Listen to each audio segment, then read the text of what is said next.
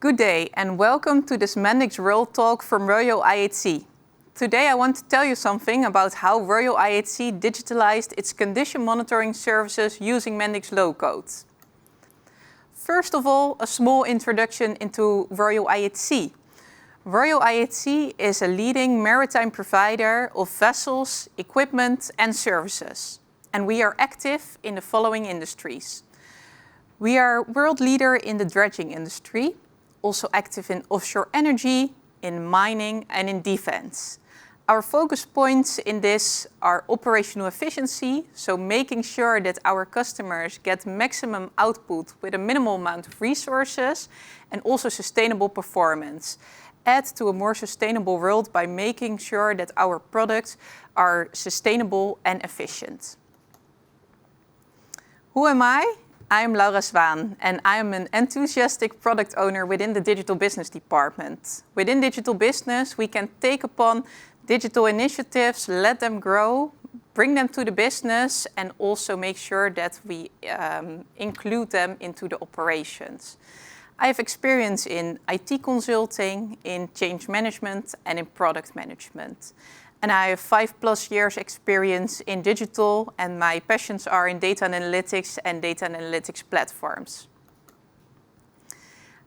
I would like to tell you the story of IHC using actually 6 key points. So first of all, I want to explain you something about condition monitoring services and the opportunity to digitalize. Then I would like to move towards customer-centric innovation and how that is embedded in our digital business process. Then I would like to go into how we use Mendix low-code platform to address the customer pain points that we brought to the service. Then I would like to already share first key takeaway with you that digital is not only about big changes such as VR or drones, but also about small increments adding customer value. Then I would like to show you some real results of what the launch of our product actually brought to IHC. And finally, I want to show you what we learned from our customers on digital innovation. First of all, condition monitoring services and the opportunity to digitalize. So what are condition monitoring services? Condition monitoring services are services that we offer to our customer in which we monitor a parameter of condition in order to project actually the state of the machinery and also to see a significant change if that happens. We, for example, look at temperature or vibration, and in that way we can notify a significant change which is indicative of a developing fault. Well, why do our customers take these services from us? Well, if you see such a big vessel that you see here portrayed on the slide, you really want to have control on maintenance. These big vessels you want to have operating and you don't want to have any downtime or unexpected failure. So therefore we help our customers to actually predict the status of their machinery and to make sure that they don't have unexpected downtime and that we can really predict the maintenance for them. So they don't have to only do scheduled maintenance, but really repair machines when they are indicating some type of fault. What was the opportunity to digitalize then? Well, when we started looking at this initiative, it was quite traditional. So the process is working as follows.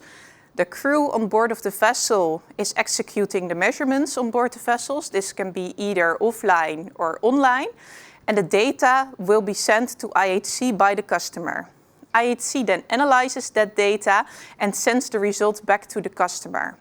Well, this whole process was quite traditional. The results that IHC was sending back, we did that on a quarterly basis in PDF. So customers would always look, let's say, at data from a quarter old. Besides that, we did all the communication through email. As you can imagine, IHC has different customers with different vessels, a crew on board that is changing, so that is a lot of email traffic. And finally, the measurement data that needed to come from on board. The customer tried to send it to us through email or through file transfers, for example, but vessels are dealing with limited amounts of internet connection. So sometimes we even needed to get the data through USB sticks if we would even get it at all. And that data is the starting point. It's essential for us to deliver the service and to deliver value to the customer. So how did we start innovating? Within digital business, we have this customer-centric innovation process, which looks as follows. We have a problem space, which you can kind of see like a portfolio stage in which we gather different initiatives, rank them, and then decide on exploring the initiative. Then when we come to the solution space, from validate need phase on, we really start validating with customers. So in every step of this process. So in the validate need step, we talk to the customer. Validate solution again. In validate business, twice when launching our product, and also during the scale business phase. And this is what I really want to bring to life to you today, how this might seem intensive contact with customers, but how it is really appreciated and how it really makes a good digital product. So how did it work for condition monitoring services, and how did we use the Mendix low-code platform in this? So in the validate need phase, when we started working on this initiative, we started initial conversations with our customers. And what was the outcome of that validation phase? They mentioned to us that program benefits were not always recognized. So that means they were spending an amount of money to pay for the services yearly, but it was very hard for them to feed back to their stakeholders what was actually the benefit achieved from the program. They could remember some cases where we prevented main equipment from breaking down, and that being a big value from them. But apart from that, they didn't have one overview. It was really good that we talked to customers, because we never imagined that they would need our help with this. But we were happy to look into how we could solve this with digital products. Also, they mentioned communication was not streamlined. As said, the communication through email with lots of customers, lots of crew, is quite chaotic. And both on IHC side and on customer side, it was really hard to keep the overview on what was going on and what tasks needed to be achieved in order to keep the program rolling. And also historical trend analysis was not possible, as we predicted. We had these quarterly reports, but if you then wanted to compare across vessel, or for example, look a year ago, you had to make your own analysis based on the PDF reports. And the customers really said that this could improve the service for them. So this is what we have taken on in order to see how can we use digital means actually to maybe solve this. Or if digital does not apply, how can we use other interventions such as process improvements, for example. So this is how we use Mendix low-code already in these first phases. So customer validation 1, that was during the validate need phase, and we needed to move to the validate solution phase. We did a sprint 0 in which we delivered both the first designs based on the pain points that the customers mentioned. We translated these designs into a quick Mendix low-code prototype so that we could already show to the customers how we translated their ideas into technology. We created an initial backlog and an architecture. We all did this in 4 days, and Mendix provided us really the flexible tool to do this and to show it to the customer. That is where it comes in, that digital is not about big changes, but also about small improvements. When people talk to me about being from the digital department, they always think about drones, VR, and of course that is what we're doing and looking into. But also these pain points and addressing these pain points with even small digital means and building such a platform in Mendix low-code can already really help the customer. And I would really like to show you now how we achieved this using Mendix low-code. So I'm now logging in as a chief engineer from a vessel. And if you remember, actually, from what I said from the pain points, the customers had a really hard time with keeping the overview of what they needed to do, for example. We now built the overview simple for the customers with Mendix low-code. So as you see here, this engineer is working on 2 different vessels. He sees the vessels here. He sees the machine indicators telling him, okay, what is the status currently of my machines based on the last measurement? And also, what do I need to do? Well, you see that for the vessel bird here, you have overdue tasks. Then the customer can easily go to his task bucket. So instead of emails we move to a task management system, which we all built in Mendix. And the customer now immediately sees what he needs to do. He has 2 open tasks and 1 overdue task, which he can immediately take on. When opening a task, you can also see that now instead of having instruction files to emails, needing to send something separately, everything is in this one task. So the customer can read what he needs to do, when he needs to do it. Also, he has the files that he needs immediately on the screen, and he can right away start with uploading the file, submitting it, and the following task will be activated, and that one is for IHC. Then the second pain point, if you remember, was the point about proving actually the performance of the program and what the program actually brought for the customer. We talked to them about what they actually needed from us, and we built this KPI dashboard, which I will show you right now. So all these KPIs, we didn't think about them ourselves because we already thought of a very fancy dashboard with a lot of KPIs, but the customer actually said, this is what we need. So we gathered feedback from our customers on the portal. So we give advices and then we ask the customer, okay, what did you do with that advice? And then we capture actually the outcome here to see the success rate of the advices. So here the customer can see, okay, these amount of advices were given, this was the success rate. And then here in diagnosis categories, he can immediately see in which categories the advices were given. The reasons why we give categories and percentages is because every customer puts another monetary value on a saving. So for example, electrical faults, the customer now knows how many advices, how many percentage of those advices were electrical faults, and then he can put this monetary value and communicate it to his stakeholders. Also, we put a widget on timeliness of the program task, where we capture both the customer task and the IHC task, and in how many percentage of the time it was completed on time or overdue.